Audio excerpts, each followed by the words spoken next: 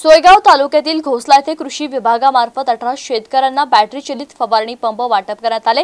यावेळी शेतकऱ्यांनी कृषी विभागामार्फत मिळालेल्या बॅटरी चलित फवारणी पंप मिळाल्यामुळे समाधान व्यक्त केले।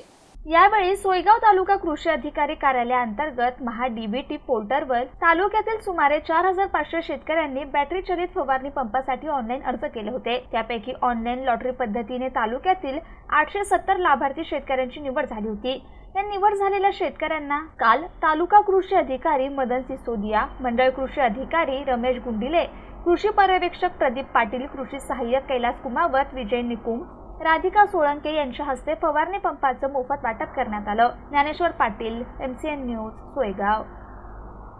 बॅटरी ऑपरेटेड पंप या ठिकाणी मोफत वाटप केले जात आहे। सोयगाव तालुक्यासाठी 4500 शेतकऱ्यांनी अर्ज केले होते।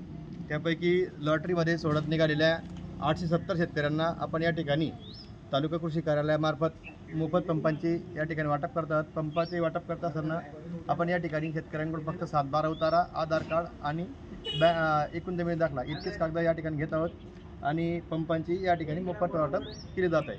तर 870 पंप या ठिकाणी आपले वाटप होणार आहेत।